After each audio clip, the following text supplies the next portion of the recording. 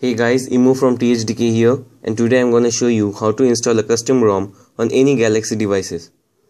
The device in this video used is a Galaxy Grand Duos GTI 9082, but don't worry, this method works on any Samsung Galaxy devices. So for this you need to have a custom recovery installed, and if you have it installed you can follow this video. I hope you know the basic function of the recovery, and if you don't, just follow this.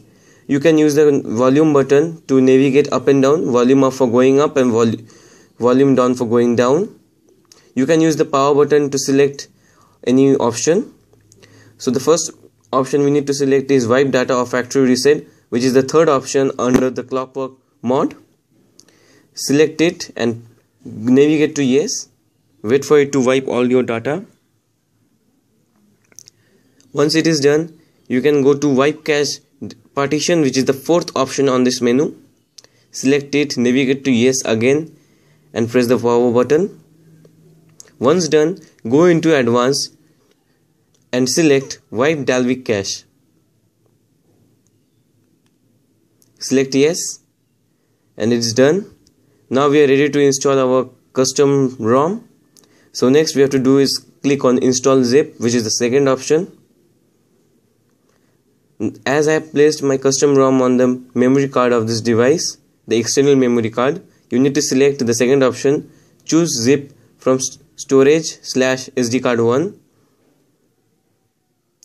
I have placed it under the mods folder.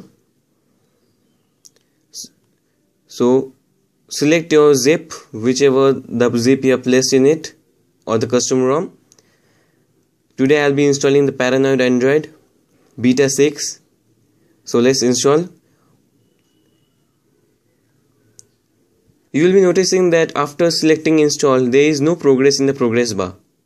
Don't worry, you will be see a sudden progress directly at 50% and progressing. Means at once the progress bar will begin with from 50%, and you will be noticing that just in a moment.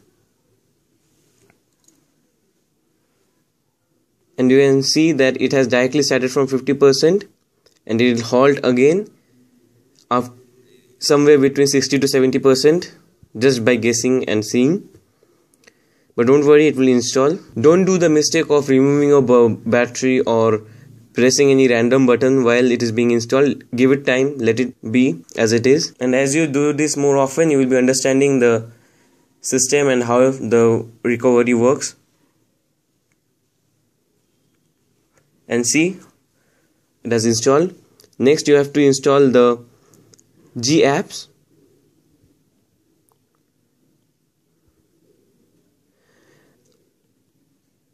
Follow the same method of getting into the folder. Select G apps and yes, install G apps.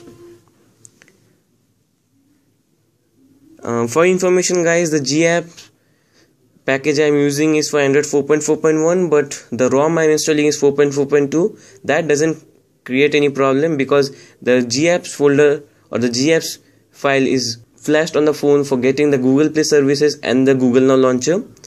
And this zip has a bit error, and you will notice that it has crossed the limit of the progress bar, and it might reach the end of the screen and then it will end, I guess. And you see it has happened just the way I said you. So to save some steps, you can just select choose zip from last install folder to directly get into the last folder where you have installed, or from where you have installed the last zip, because I will be installing another file of a custom kernel for overclocking my device. It is the Evolution kernel by the K2WL. Let me install that. Flashing kernel takes a small time, very small time, and you can see it is done. Go back, now select reboot system now and give it time until it boots.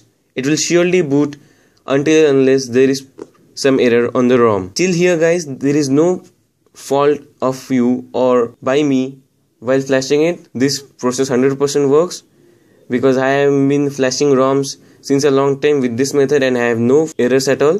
So let's press reboot system now and let me give it time to boot.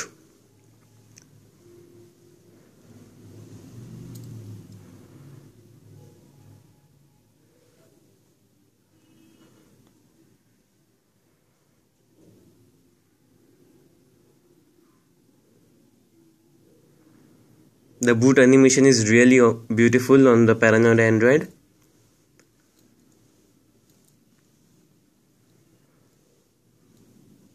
At first boot, usually the ROM takes quite some time, and let it have its own time. Usually takes 2 to 5 minutes. But if the ROM has some error, just wait and see whether it has caused 5 minutes or not. And if it has crossed 5 to 7 minutes and more, I guess the ROM is corrupted or there is some error. That error mostly happens when you flash some ported ROM, because the developer must have committed some mistake while porting the ROM. So I always prefer installing ROM after seeing the feedback, because I don't want to create any fuss and have some headache for no serious reasons.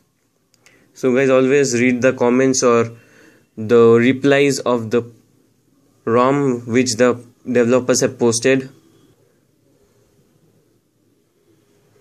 And yes, we have successfully booted. If you like this video, do hit the like button, comment if you think I have missed something, and subscribe.